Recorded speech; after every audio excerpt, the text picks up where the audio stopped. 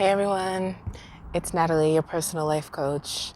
Thank you for tuning into this video. Thank you for tuning into the channel. If you haven't subscribed, hit the subscribe button and the notification button so you can get all future content. If you are a new subscriber, welcome to the channel. Today's video is going to be on depression. The advice given in today's video can be used at any given time, but today we're going to specifically target seasonal depression.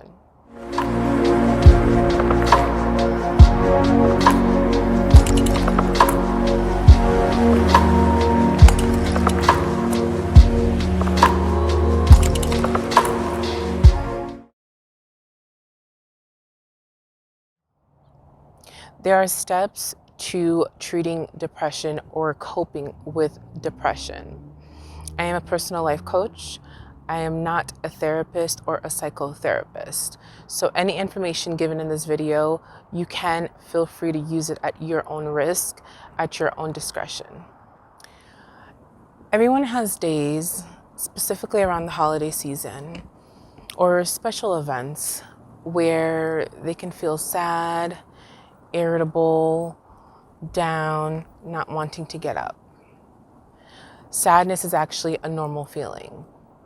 Feeling sad, not knowing what to do, those can be normal feelings. The difference between sadness and depression is that sadness usually lasts a short period of time, while depression can last a long period of time. Although depression can be influenced by series of events, serious major life changes, the truth is depression can really not have a real reasoning for why it is even happening. Sometimes it fluctuates. Now, studies conducted by the CDC show that one of the most prevalent mood disorders is in fact depression. In the United States, about 8.7% of documents show that women are clinically depressed, and 5.3% of men are documented to also be depressed. It's fair to say that depression is a serious situation. Now, depression is both a mood disorder and it can become a state of mind if not treated when it's supposed to be treated or when it's catched on early. Now, depression falls under a big umbrella. So just like everything else in life, there is a spectrum on how clinically depressed you can be, or, what levels your depression is, but that is also for you to know. Statistics also show that 18 million adults, meaning 1 out of every 10 people that you encounter, are clinically depressed. I'm going to give you 10 tips that you can use to help cope through stressful times, specifically during the holiday season. So it's depending what you are also feeling stressed about. Towards the holiday season, people get depressed about finances. They get depressed about feeling lonely. They get depressed because of the weather that is gloomy. Sometimes that gives a lethargic feeling. You get depressed about different matters during the holiday season. So it's depending on your given situation. You have to weigh it out and see which one fits you best and use the different strategies or the different coping mechanisms that I'm about to give you to better your situation to cope with the depression. Advice number 1, make plans ahead of time. So sometimes it's always good to make plans in order to have some kind of structure, to know who you're going to be spending your holidays with, what you're going to be doing during the holiday season, and you'll know what to expect, so you give yourself enough time to plan and strategize in advance. Step number 2, or advice number 2, spend some time alone to reflect and grieve. It's the holiday season, COVID-19 pandemic, and depending when you are watching this video, many of us have lost a lot of loved ones, a lot of family members, a lot of people that are important. So it's essential to allow yourself to feel what you are feeling. Sit down, write down your thoughts, allow yourself to feel those emotions, because at times when we suppress those emotions, they can lead up to even deeper depression, because we are not acknowledging what we are currently feeling at the given time. Advice number 3, reach out. Now, if you are in a situation where you feel alone, you feel like nobody's here, you are not alone. It is essential for you to remember that. There are people out there, there are resources out there, there are even support groups that are out there to assist people with these feelings of depression. I also provide services as a life coach where I can help you go through steps in an individualized plan that'll help you overcome what you may be going through. Advice number 4, know that today's emotions aren't indicative of tomorrow. If today you feel a certain way, it doesn't necessarily mean that tomorrow you will feel the same. Also, if you prepare for tomorrow, your today doesn't have to be so bad. In terms of sitting down, if at the end of the day you are still feeling the way you are feeling, get in your journal, write, talk, follow the different steps that I have provided you already, and see if you can prepare for a better tomorrow. Assess parts of your life or parts of a situation instead of generalizing it. Depression is usually an accumulation of a whole bunch of negative emotions, memories, or feelings.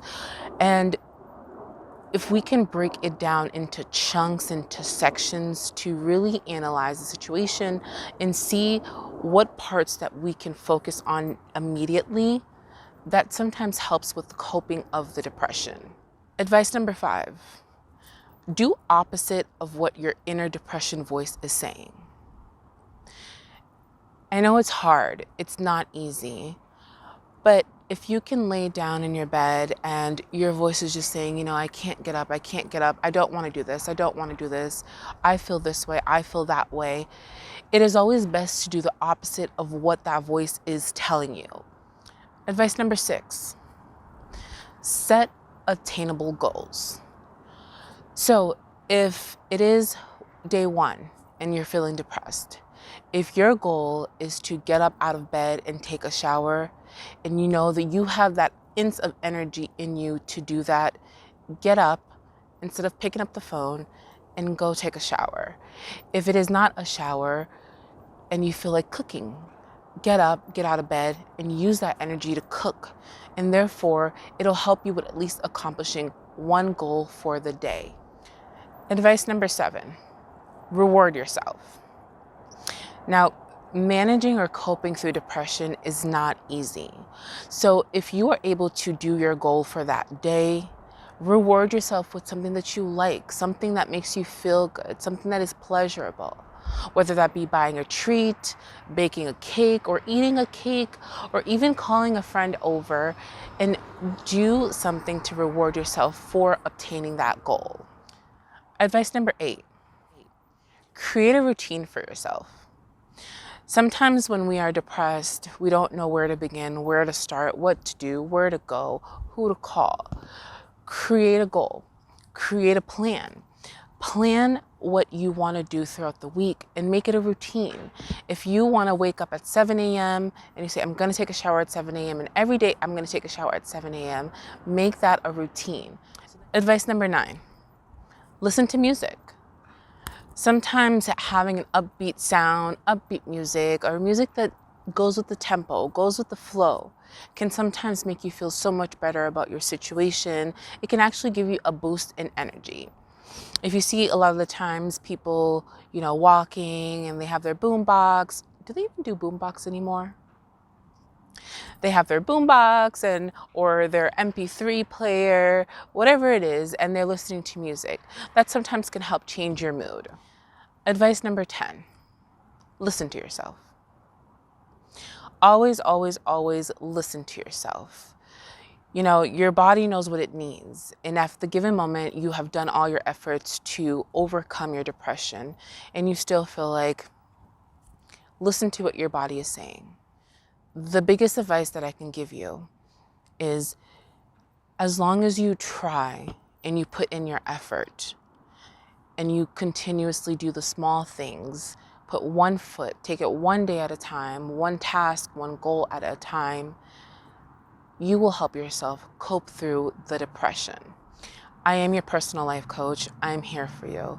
All you have to do is reach out. All the information that you need is down in the description box below. Before I end this video, don't forget to check out www.onaturalcare.com for your essential needs.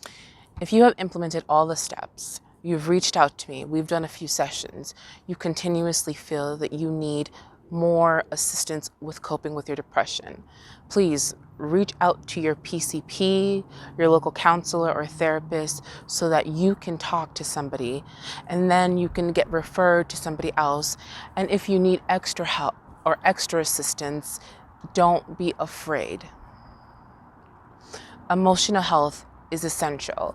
And that's why I do the work that I'm doing within this channel, is because I understand that we all go through things, right? We all go through things in life. Nothing is ever perfect. No one is ever perfect. So don't be so hard on yourself. Continue doing the things to implement self-care, self-love, self-help. And you can always come back to this channel for your resources, watch the videos, replay the playlist, reach out to me. I am your personal life coach, and I'm here to assist you on this healing journey. Thank you guys for tuning into this video. Thank you for subscribing. Don't forget to like, share, comment, let me know how you feel. And don't be afraid to reach out if you need any kind of help or assistance. That's what I'm here for. Until next time. Bye. One last piece of advice. Limit your consumption of social media. Now, everybody's allowed to post and do things that, make them feel good, make them feel happy. And so are you. And if you know that it affects you seeing people posting with family, friends, loved ones, and you are not in the situation where you can do that, remove yourself from social media, do something that you love, or limit yourself from social media. Don't stay in the emotion and continuously keep hurting yourself by going through these images or watching these things that are currently not making you feel the way that you would like to feel.